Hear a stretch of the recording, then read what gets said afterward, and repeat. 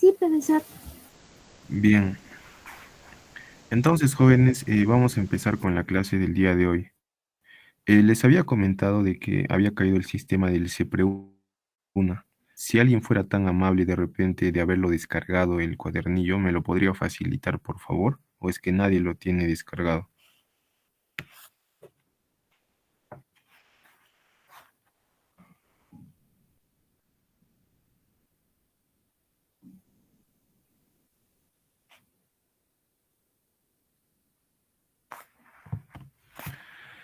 Jóvenes, ¿alguien tiene descargado el cuadernillo?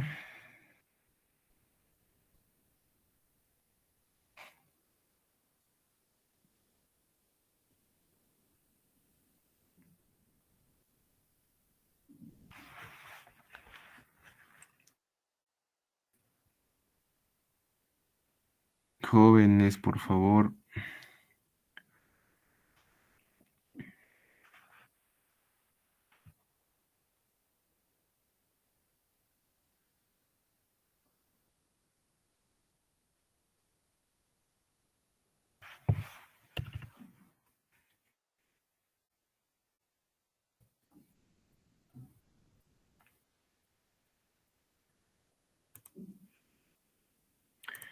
Bien, jóvenes, en vista de que nadie amablemente podría compartir el cuadernillo, ni modo.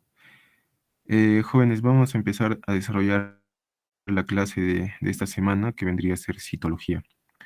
Ya, entonces, los objetivos jóvenes de esta clase es de que ustedes conozcan la definición e importancia de la célula, diferenciar entre una célula procariota y una célula eucariota, conocer la estructura de la célula eucariota, tanto la pared, la membrana, el citoplasma, el núcleo, ¿no? Y las organelas sobre todo.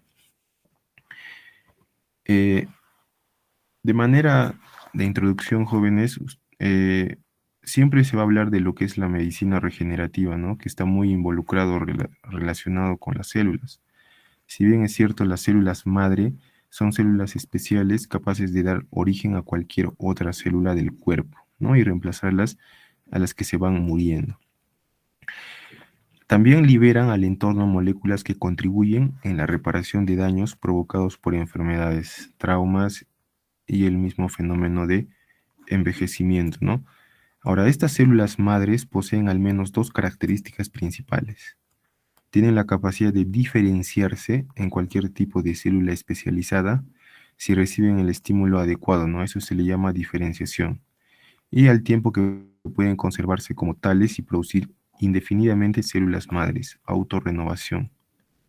Este comportamiento biológico de las células madres se da en forma natural a lo largo de la vida, pero también se puede provocar en el laboratorio. A partir de una pequeña muestra de tejido de un donante, se puede aislar in vitro células madre, las cuales pueden multiplicarse en grandes cantidades y diferenciarse en el tipo de célula que se necesite, para luego ser trasplantadas en la misma persona de la cual proceden o en otro individuo. Eh, Bien, jóvenes, ahora vamos a hablar de lo que son algunas teorías celulares. Como por ejemplo, ustedes deben saber de que quién es considerado el padre de la citología. Bueno, el padre de la citología vendría a ser Robert Hooke. Ya, jóvenes, este personaje es muy importante. Además, fue el primero en utilizar la palabra o el término célula, ya que sabemos de que Robert Hooke observó, ¿no es cierto?, en el microscopio el corte de un corcho. Y ahí observó, jóvenes, como pequeñas celdillas, como pequeños panales de abeja, ¿no? Y por eso le acuñó el término de célula. Ya, muy importante, jóvenes, este personaje, no se olviden, Robert Hooke es considerado el padre de la citología. Zacharias Hansen es el descubridor, ¿no?, del microscopio, aunque algunos consideran que fue Giovanni Farber. ¿Ya? ¿Qué más? Otros personajes importantes dentro de la teoría celular vendrían a ser Matthias Schleiden, Theodor Schwann, Virchow, ¿no? Rudolf Virchow, y otro también muy importante, Marcelo Malpighi, ¿ya? Entonces, Matthias Schleiden fue un alemán, un botánico alemán, ¿ya? en donde estableció que todos los tejidos vegetales estaban formados por células. Ese fue el aporte principal de Matthias Schleiden. Ya jóvenes, no se olviden de que él es un botánico alemán, ya en donde nos dice que los tejidos vegetales estaban formados por células. Después tenemos a otro personaje que es Theodor Schwann. Schwann también es un alemán, pero es un zoólogo, ¿ya? En donde también nos dice de que los tejidos animales estaban formados por células, ¿ya? Entonces, Schwann y Schleiden nos hablan de esas dos teorías, ¿ya? Ahora, el otro personaje importante vendría a ser Rudolf Virchow, ¿ya? ¿Qué nos dice Virchow, jóvenes?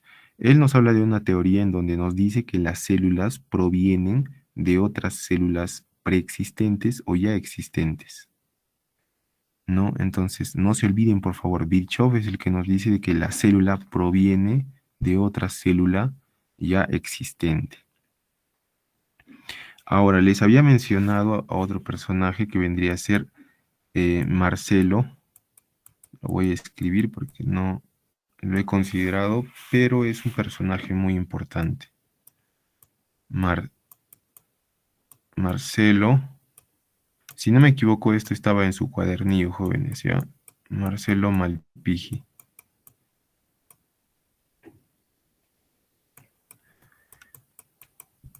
Malpighi o Malpighi, ¿ya? ¿Cuál fue la importancia o el aporte de este personaje? Marcelo Malpighi es el que ha observado los componentes, por ejemplo, del hígado, del cerebro, de los riñones, del vaso, de los huesos y de la piel, ¿ya? Y fue el que descubrió los hematíes, ¿no? Los glóbulos rojos de la sangre. Ya jóvenes, por favor, me gustaría que lo anoten, que lo apunten. Marcelo Malpighi fue un personaje muy importante en la teoría celular. Él es el que descubrió los hematíes o los glóbulos rojos de la sangre, ¿ya?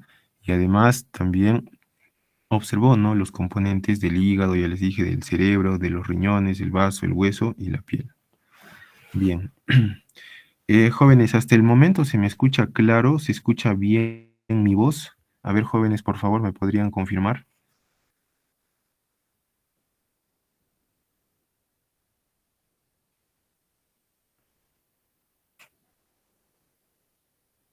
Jóvenes, parece que no hubiera nadie en la sala. ¿Tan difícil es, jóvenes, manifestarse o activar su micro?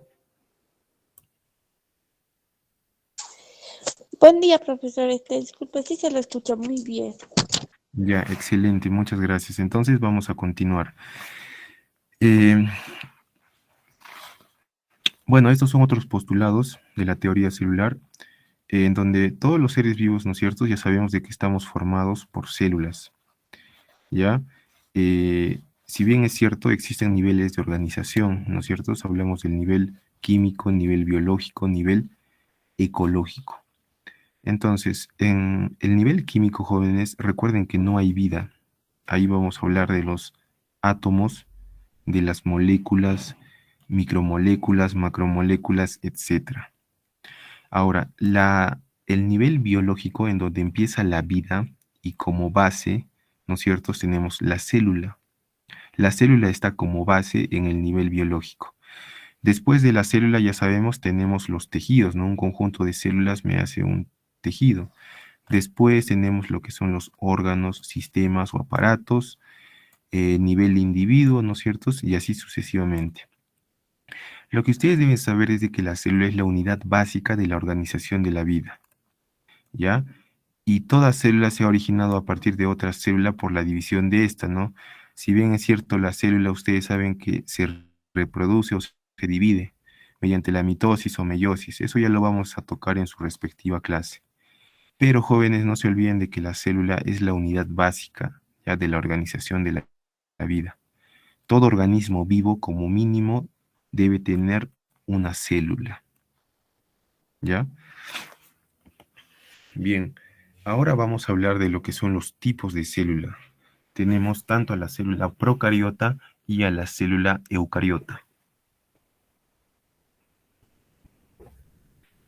Lo que ustedes deben saber, jóvenes, es de que La diferencia clave de estas dos células vendría a ser la carioteca. Ya jóvenes, la carioteca no es nada menos que la envoltura nuclear. Si bien es cierto, en el núcleo nosotros encontramos, ¿qué cosa? Encontramos el ADN, ¿no es cierto? Es el material genético. Pero además en la célula eucariota nosotros encontramos proteínas, ¿no? Que vendrían a ser las histonas. Eso ya lo voy a tocar más adelante. Por lo pronto quiero que se enfoquen en la diferencia de la célula procariota y de la célula eucariota. Les dije de que el material genético que está dentro del núcleo está envuelto por una membrana. Esta membrana vendría a ser o se llama carioteca. Ya es la envoltura o la membrana nuclear, lo que va a envolver al núcleo y por tanto al material genético. Sin embargo, en la célula procariota, en donde principalmente encontramos a las bacterias y puede ser al dominio o al reino Archaea, que son organismos unicelulares, no presentan esta envoltura nuclear, no presentan una membrana nuclear, ¿no? Entonces, por sentido común, este material genético de las bacterias o de las células procariotas se encuentra disperso y se encuentra desnudo dentro del citoplasma, ¿no es cierto? El material genético que es circular, lógicamente, se va a encontrar disperso y desnudo en el citoplasma. A diferencia de la célula eucariota, el material genético está envuelto, se encuentra en el núcleo. Está envuelto por la carioteca, ya les dije, la envoltura nuclear.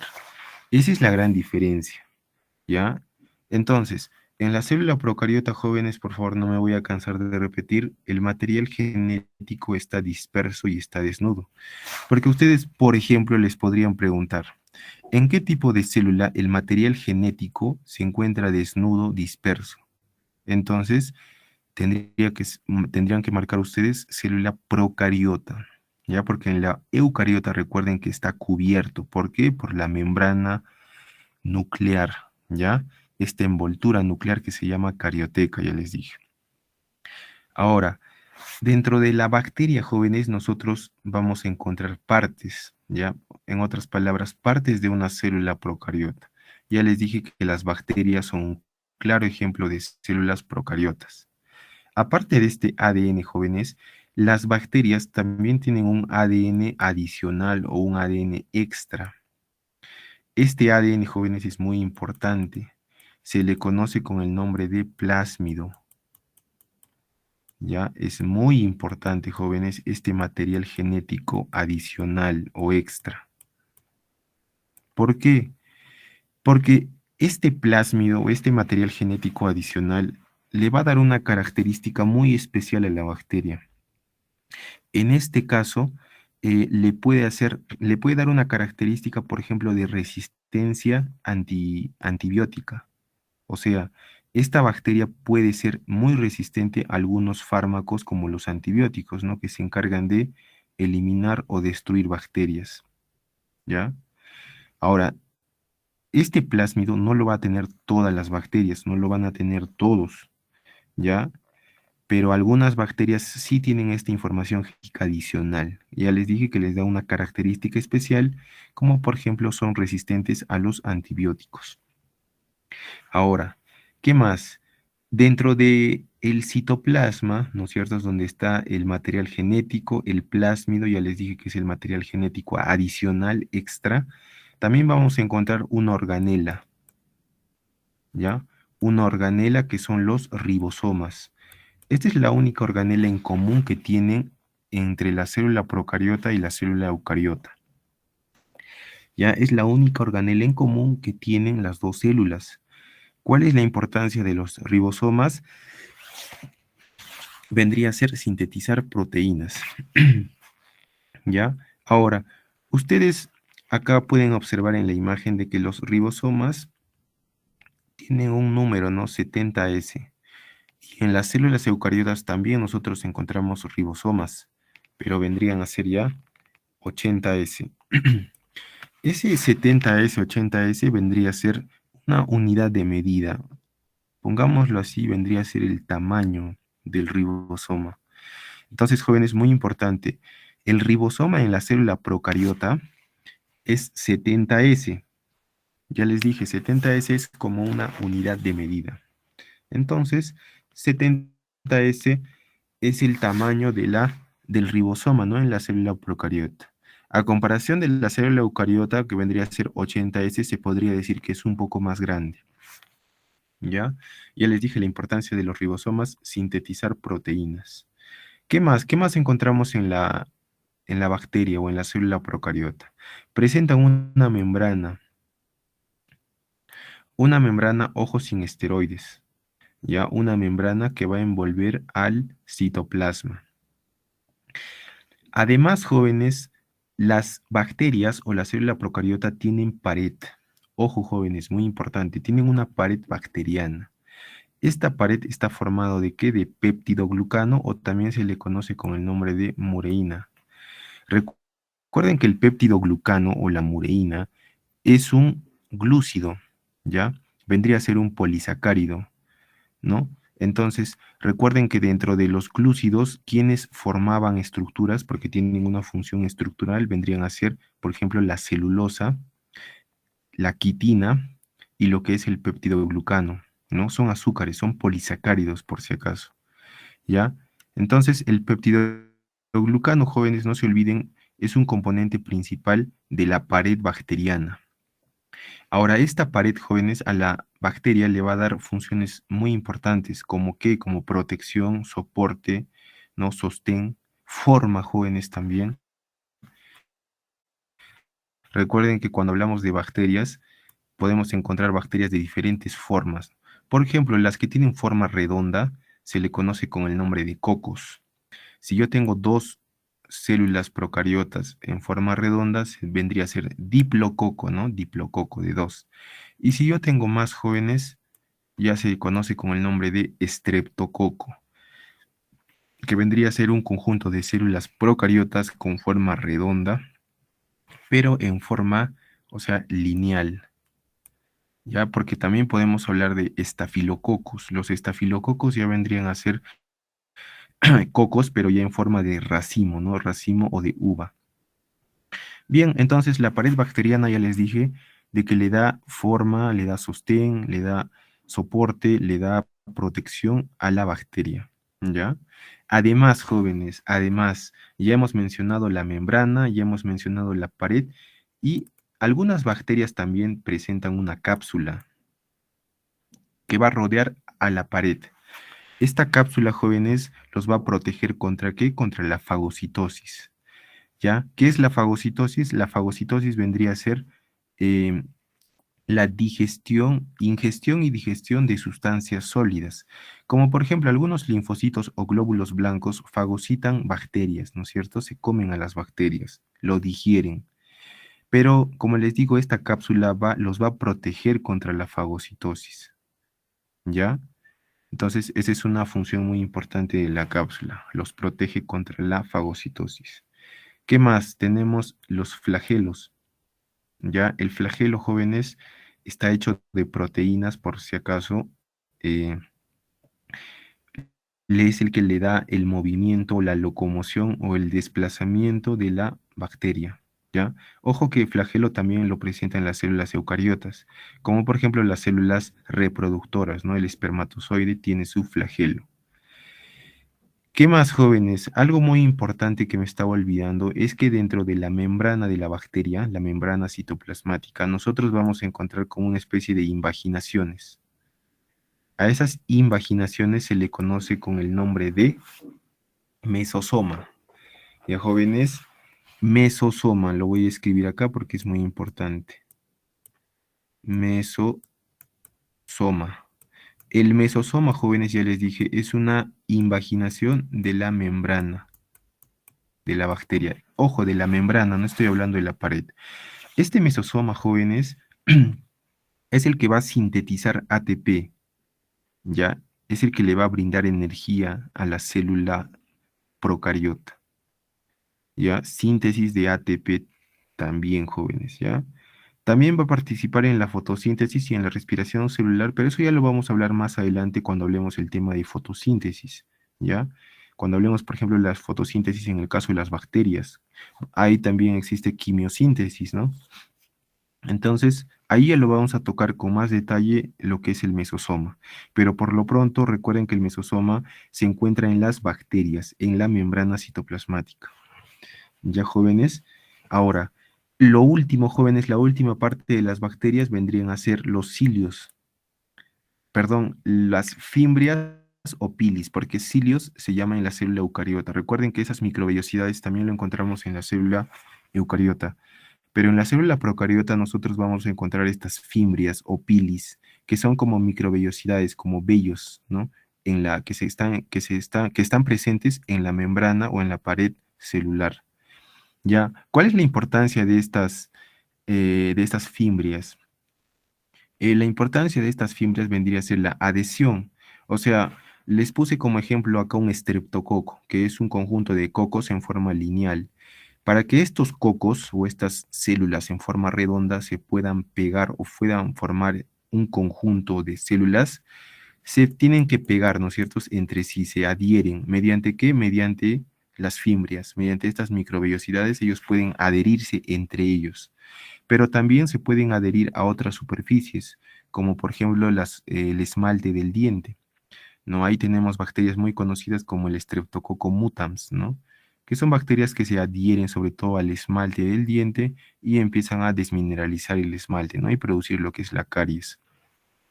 Esa es una de las funciones muy importantes de las fimbrias. También tienen otra función muy importante que vendría a ser la conjugación. La conjugación vendría a ser esa transferencia de material genético mediante las fimbrias, ¿no? O sea, yo, por ejemplo, acá tengo una bacteria, acá tengo otra bacteria. Ambos tienen su material genético, ¿no es cierto? Ya. Uno de las bacterias va a tener su plásmido, ya les dije, es otro material genético adicional que le va a dar resistencia a los antibióticos. ¿Qué va a pasar? Esta bacteria tiene sus fimbrias, ¿no? Tiene sus microvellosidades. Esta otra bacteria también. Pero esta bacteria, jóvenes, no tiene plásmido, no tiene esa característica que lo hace resistente a los antibióticos. Entonces, la otra bacteria, jóvenes, ¿qué pasa? Su pili o su fimbria crece, ¿ya? Y mediante esta fimbria, esta bacteria le puede pasar su plásmido. O sea, le puede transferir su material genético adicional. Y finalmente la otra bacteria ya va a tener plásmido, ¿no? Entonces, a ese proceso, jóvenes, se le llama conjugación. Recuerden, transferencia de material genético mediante las fimbrias o pili. Bien, jóvenes, eso es lo más importante con respecto a las bacterias o a la célula procariota. Es muy sencillo, jóvenes. Presenta un material genético, ya les dije, ribosomas, plásmido, membrana citoplasmática, pared celular, cápsula, jóvenes, presentan su flagelo, presentan cilios, ¿no es cierto? Presentan, jóvenes, mesosoma en la membrana citoplasmática. Ya, jóvenes, ahora vamos a hablar de la célula eucariota. ¿Ya? La célula eucariota, jóvenes, presenta un núcleo, una membrana, ¿no es cierto? Un citoplasma, una membrana. Ojo, la célula animal no presenta pared. ¿Quiénes presentan pared? Presentan la célula procariota como las bacterias y también las plantas. Las plantas tienen una pared vegetal que está formado por celulosa y hemicelulosa, ¿no es cierto? Entonces, la célula eucariota, jóvenes, principalmente encontramos a la célula animal, célula vegetal y también a los hongos, ¿ya? Bien, vamos a hablar de la pared celular justamente de los vegetales. Les dije de que la pared, ¿no es cierto?, se encuentra rodeando a la membrana. Los va a proteger contra la lisis. Lisis que vendría a ser destrucción, ¿no es cierto?, o rompimiento, por presión osmótica y también da rigidez a la célula. O sea, le da esa rigidez, esa dureza, ¿no es cierto?, es la pared celular de los vegetales y provee un medio poroso para la circulación y la distribución de agua, minerales y nutrientes. ¿Qué quiere decir? De que la pared celular es permeable, ¿no es cierto? O sea, que tiene que haber un intercambio de lo que es la zona extracelular de la zona intracelular. ¿Por qué? Porque la célula necesita alimentarse, necesita nutrirse, también necesita excretar sus desechos. Entonces, la membrana no puede ser totalmente impermeable, no tiene que ser permeable para justamente el intercambio o la salida o el ingreso de sustancias, ya como por ejemplo el agua, los minerales y los nutrientes. Entonces, la pared celular presenta una pared celular primaria y una pared celular secundaria. Ojo, la secundaria es el que está formado de celulosa y la primaria está formado por hemicelulosa y pectina. ¿Ya? Eso es lo más importante, jóvenes, ¿ya? Bueno, también tenemos al plasmodesmo, ¿no? Que vendría a ser un puente intercitoplasmático, ¿no? Para el intercambio de sustancias, ¿ya? Ahora, recuerden, jóvenes, que en los hongos, en la pared celular se va a denominar quitina, ¿ya? Quitina, jóvenes, que está formado, ¿no es cierto? ¿Por qué? Por polisacáridos, ¿ya? Y lo encontramos en el exoesqueleto de los artrópodos y de los moluscos, y lógicamente en la pared celular de los hongos, ¿ya? Ahora, la membrana celular específicamente, recuerden que es propuesto por un personaje que vendría a ser Singer y Nicholson, que nos habla del mosaico fluido. Mosaico, ¿por qué? Porque está formado de diferentes componentes, ya como por ejemplo encontramos una bicapa lipídica, ¿no es cierto? Que está formado por fosfolípidos principalmente, que tienen una parte hidrofílica y otra parte hidrofóbica, ¿no? O sea, una polar y una apolar. Polar que es compatible con el agua y apolar que no es compatible o no es soluble en agua. ¿Qué más? Están asociados a proteínas. Pueden haber proteínas periféricas o proteínas integrales, ¿ya? Ahora, justamente se le llama mosaico porque, como les digo, tienen diferentes componentes. Y fluido, ¿por qué? Porque a través de la membrana van a fluir sustancias, ¿no es cierto? Recuerden que también encontramos proteínas, ya les dije, integrales y periféricas. Esto ya lo vamos a tocar con más detalle la siguiente semana, que son mecanismos de transporte, que vamos a estudiar bien la membrana para saber cómo se da el intercambio de sustancias. Ya jóvenes, pero por lo pronto lo que ustedes deben saber es de que Singer y Nicholson nos dice que la membrana eh, tiene una bicapa lipídica, ¿no? O sea que está formado por dos capas lipídicas, en este caso fosfolípidos y también colesterol. Ya jóvenes, ¿y cuáles son las características? Bueno, es asimétrica, es lipoproteica, es fluida, ya les dije, y es selectivamente permeable, ¿no es cierto? ¿Para qué? Para el intercambio de sustancias. Bien, jóvenes, ahora nos vamos a enfocar netamente en la célula eucariota. La célula eucariota, jóvenes, dentro de la célula eucariota nosotros vamos a encontrar al citoesqueleto. El citoesqueleto, jóvenes, es el que le va a dar forma, es el que le va a dar soporte, es el que le va a dar también movimiento a la célula eucariota. Recuerden que en la procariota el que le daba la forma, el que le daba el soporte era la pared, ¿no es cierto? Pero en este caso ya les dije, la célula eucariota no tiene pared, ¿ya? Pero el citoesqueleto que se encuentra dentro de la célula, como ustedes pueden ver acá, como una red, ¿no? Como una red en el citoplasma, ya es el que le va a dar el soporte, la forma y el movimiento a la célula. ¿Ya? Entonces, como definición, es un entramado tridimensional de naturaleza proteica. Bueno, los componentes son los microfilamentos como la actina, también encontramos filamentos intermedios como la queratina y neurofilamentos, y los microtúbulos, ¿no? Que son dímeros de tubulina. Ya jóvenes, pero no se olviden que la importancia de este es darle soporte, forma y movimiento a la célula. Bien, vamos a hablar ahora de las organelas no membranosas, que quiere decir que no tienen una membrana. Y aquí están los ribosomas. Ribosomas 80S y también los centrosomas.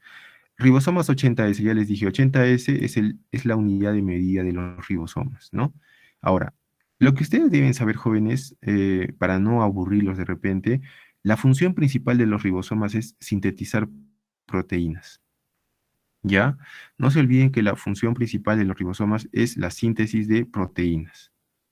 Ahora, cuando hablamos nosotros de los centrosomas, básicamente vamos a hablar de lo que es la división celular. División celular. Recuerden que los centrosomas, ¿no es cierto?, van a tener en su interior a los centriolos, ¿no? Como acá bien claro podemos observar, son estructuras microtubulares formadas por primero los áster, los centrósfera y los centriolos. ¿ya? Y la función principal vendría a ser la división celular, por favor, jóvenes. Cuando ustedes les hablen de división celular, les están hablando de centrosoma. ¿Qué más? Otra parte, jóvenes, de la célula eucariota vendría a ser los cilios y los flagelos, ¿no? Los cilios ya les dije que son como las microvellosidades que van a estar alrededor de la célula eucariota. Recuerden que en el caso de las bacterias también presentan microvellosidades, pero se le conoce con el nombre de fimbrias, ¿no? O pilis. En este caso se le conoce con el nombre de cilios. Estos cilios también jóvenes van a tener la importancia de adhesión. Para que puedan formarse tejidos, las células, ¿no es cierto?, tienen que unirse. Y los cilios van a ayudar a esa unión, a esa adhesión entre células. ¿Ya? Los flagelos jóvenes, al igual que en la célula procariota, el flagelo es el que le da el movimiento, la locomoción a la célula. ¿Ya? Son largos y en algunos casos son escasos.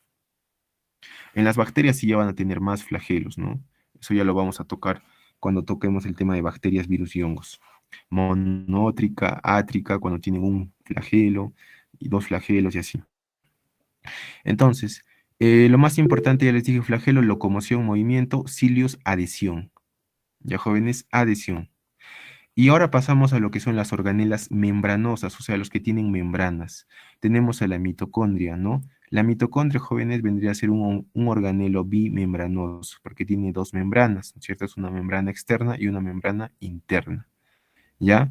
¿Qué más? Lo que ustedes deben saber de esto es de que la mitocondria sintetiza ATP o produce ATP, ¿no es cierto? En el caso de la célula eucariota. Porque en la eucariota ya les dije quién sintetizaba ATP, el mesosoma, ¿no es cierto? Es la invaginación en el citoplasma, en la membrana citoplasmática. Ahora, a su vez la mitocondria tiene otra función principal que vendría a ser la respiración celular aerobia. Ojo, aerobia con presencia de oxígeno. ¿Ya? Eso es muy importante, por favor, no se olviden, jóvenes. Mitocondria, síntesis de ATP y respiración celular. Vendría a ser el pulmón, ¿no? Si lo comparamos con nuestro organismo, vendría a ser como el pulmón de nuestro cuerpo. Tenemos lo que son los plastidios, ¿no? Que tenemos el cloroplasto, el leucoplasto y el cromoplasto. El cloroplasto, ya les dije, almacena clorofila, ¿no? ¿Y cuál es la función del cloroplasto? Bueno, interviene en la fotosíntesis, ¿no?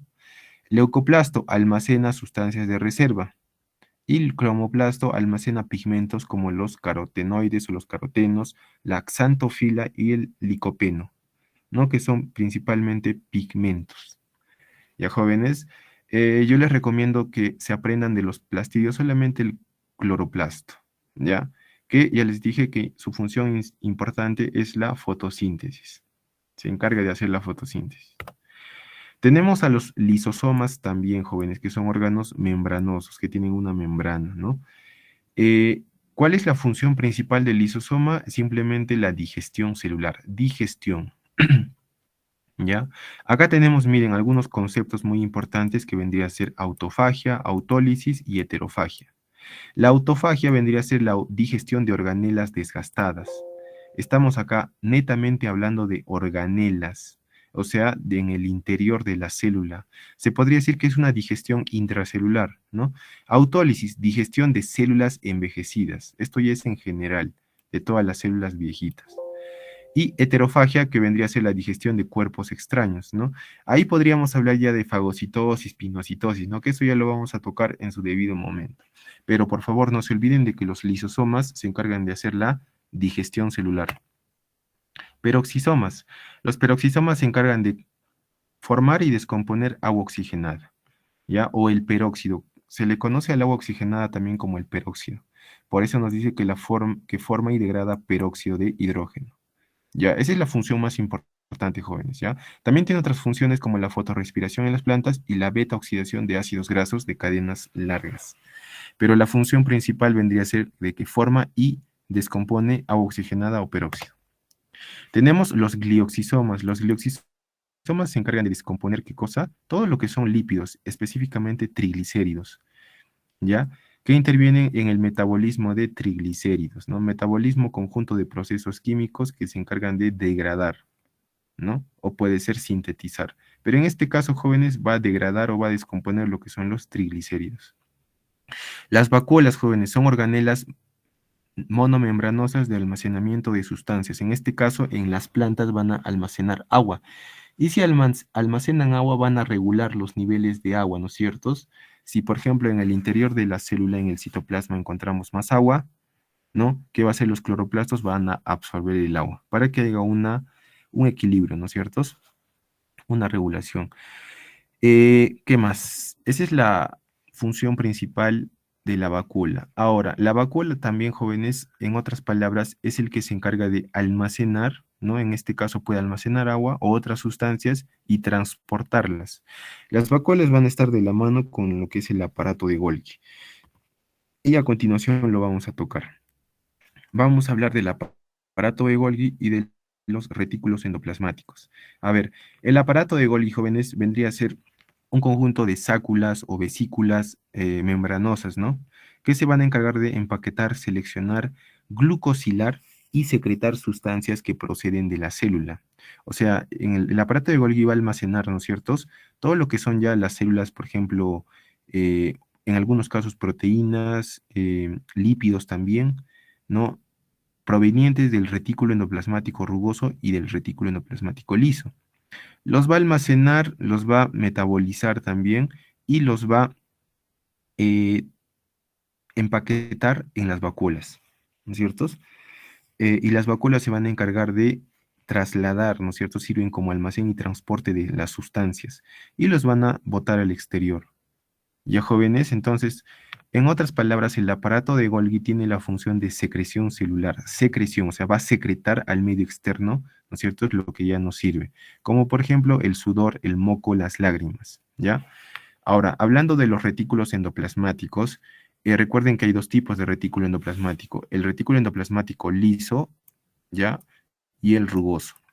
A ver, ¿quién está unido al núcleo? El que está unido al núcleo vendría a ser el retículo endoplasmático rugoso. Está unido al núcleo mediante la membrana externa. Porque, jóvenes, a ver, recuerden que el núcleo, estamos hablando del núcleo, la envoltura nuclear, presenta dos membranas y un espacio perinuclear. Las membranas que presenta son la membrana externa, la membrana interna y un espacio perinuclear en donde vamos a encontrar poros que se conoce con el nombre de porinas, que van a ayudar al intercambio de sustancias entre el citoplasma y el carioplasma. El carioplasma vendría a ser la matriz del núcleo y el citoplasma es la matriz de la célula, ¿no? Entonces, jóvenes, recuerden que el retículo endoplasmático rugoso está unido al núcleo, ¿ya? Por lo tanto, en el retículo endoplasmático rugoso nosotros vamos a encontrar la presencia de ¿qué? De proteínas, perdón, de ribosomas, ya que se le conoce con el nombre de riboforinas, ¿no? Por eso es rugoso, es áspero. Entonces, el retículo endoplasmático rugoso, por la presencia de esas ribosomas, va a tener la síntesis o la función de sintetizar proteínas. Ojo, tanto los ribosomas como el retículo endoplasmático rugoso se encargan de sintetizar proteínas. ¿Ya? Ahora, en el caso del retículo endoplasmático liso o agranular ya no existe la presencia de ribosomas. Pero ¿qué se va a encargar el retículo endoplasmático liso? De la síntesis de lípidos. Va a sintetizar lípidos, por favor, no se olviden, jóvenes. Y también interviene en lo que es la detoxificación celular, o sea, desintoxica a la célula de, por ejemplo, sustancias como las drogas, algunos venenos, toxinas, etcétera. Ya el retículo endoplasmático liso, ya les dije, se encarga de la detoxificación celular. También va a almacenar calcio, participa también en la glucogenólisis y la glucosilación de lípidos, pero el otro es glucosilación de proteínas. Bien, jóvenes, espero que realmente se haya entendido, espero que esta clase haya sido de provecho para ustedes. Si tuvieran alguna pregunta, estoy disponible, estoy presto para poder de repente resolver sus dudas, ¿no? O aclarar algunas dudas que ustedes tengan. A ver, por favor, podrían activar sus micros. Si es que algo no han entendido, los escucho, jóvenes.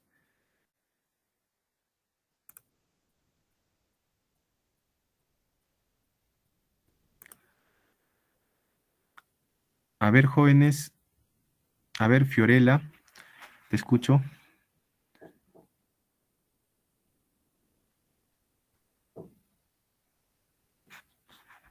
A ver, Fiorella levantó la mano, por favor.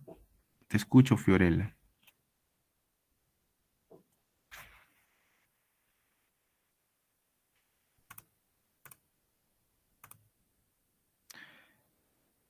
A ver, chicos, por favor, pareciera que estuviera hablando solo. ¿Podrían activar su micro o por lo menos escribir en el chat? ¿Alguien tiene alguna duda, alguna pregunta? Si no, vamos a pasar a resolver su cuadernillo. Creo que ya se ha habilitado el sistema. A ver, voy a descargar su cuadernillo, jóvenes.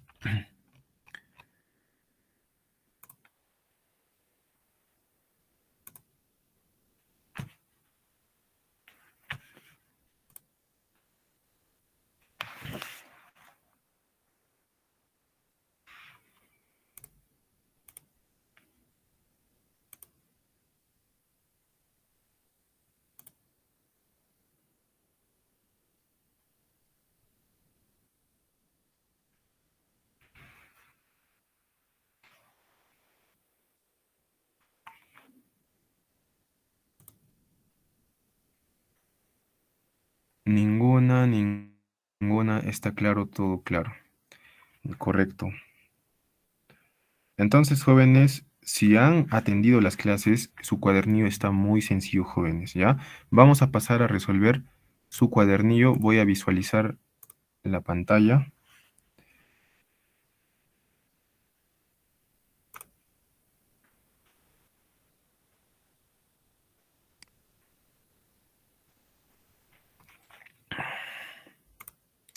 A ver, jóvenes, se visualiza la pantalla, por favor. A ver, tenemos poco tiempo para desarrollar su cuadernillo. A ver, sí se ve, ¿no es cierto? Sí, profesor, sí se Listo, vamos visualiza. con la pregunta número 1, rapidísimo, jóvenes. Pedro lee sobre células eucariotas y procariotas y quiere saber qué tipo de célula presenta una bacteria que no tiene una membrana que delimita el núcleo celular.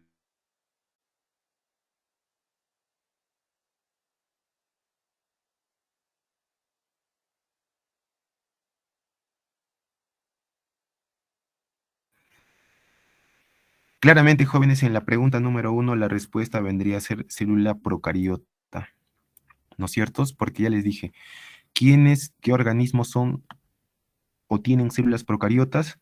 Las bacterias y los que se encuentran en el dominio o en el reino Archaea, ¿no? Que vendrían a ser bacterias también, pero son unicelulares, ¿ya? Jóvenes, en la pregunta número 1 la respuesta vendría a ser célula procariota. Vamos con la pregunta número 2. La célula es la unidad biótica, o sea, que tiene vida, más pequeña que puede vivir por sí sola. Las tres partes principales de la célula son la membrana celular, el núcleo, el citoplasma. Estructuras que permiten realizar la siguiente función. Muy sencillo, ¿no es cierto, jóvenes? ¿Cuál vendrían a ser las funciones que tienen la La membrana, C, profesor. la C, ¿no es cierto? Relación, nutrición y reproducción. ¿Por qué? Relación porque se van a relacionar diferentes organelas en el citoplasma. Nutrición, ¿por qué? Porque recuerden que la célula, ¿no es cierto?, necesita alimentarse. ¿A través de qué? A través de la membrana celular. A través de la membrana se va a dar ese intercambio de sustancias. Y reproducción, ¿por qué? Porque en el núcleo nosotros encontramos el material genético. El material genético nos va a servir para la reproducción, como la mitosis o la meiosis, ¿no? Que se habla de la división celular. Entonces, jóvenes, la respuesta vendría a ser la C. Relación, nutrición y reproducción, en la pregunta número 2. Vamos con la pregunta número 3. Están presentes en la célula animal y vegetal, clasificadas como organelas con dos membranas, constituidas por proteínas y lípidos encargadas de la respiración celular. Nos referimos a, jóvenes, ¿quiénes se encargan de la respiración celular? Claramente las mitocondrias. Recuerden que las mitocondrias también tienen membranas, tienen una membrana externa y una membrana interna. Ya, entonces, el que se encarga de la respiración celular vendrían a ser las mitocondrias. Les dije, ¿no? Es como el pulmón en nuestro organismo. 4. Identifique al científico que examinó cortes delgados de tejidos animales del cerebro, hígado, riñón, vaso, pulmones y lengua. En sus últimos años observó tejidos vegetales, logrando plantear la teoría globular sobre la composición de los seres vivos. Les dije, jóvenes, ¿quién se encargó o quién descubrió los glóbulos rojos o los hematíes en la sangre? Era Marcelo Malpighi, ¿no es cierto? Es el que ha estudiado, ¿no es cierto?, los componentes del hígado, del cerebro. Sí les dije al principio, ¿ya? Entonces, en la pregunta número 4, la respuesta vendría a ser Marcelo Malpighi. En la pregunta número 5, los citosomas son un conjunto de vesículas membranosas, las cuales realizan diferentes funciones, algunas autólisis, autofagia, transforman el peróxido, etc. ¿Cuál es el citosoma encargado de la digestión celular en ayunos prolongados? Bueno, les dije, la organela que se encarga de la digestión celular, digestión, jóvenes, por favor, es algo muy sencillo, vendrían a ser los lisosomas. Lisosomas, digestión celular. 6. Es una estructura membranosa que se encuentra distribuida por el citoplasma de las células eucariotas y es responsable de la síntesis de proteínas y lípidos y permite el transporte de sustancias que van a ser secretadas. Indique cuál es el orgánulo señalado. Si hablamos de sintetizar proteínas y lípidos, claramente estamos hablando de los retículos endoplasmáticos. Recuerden que el rugoso, porque hay retículo endoplasmático rugoso, va a sintetizar proteínas y el retículo endoplasmático liso va a sintetizar lípidos.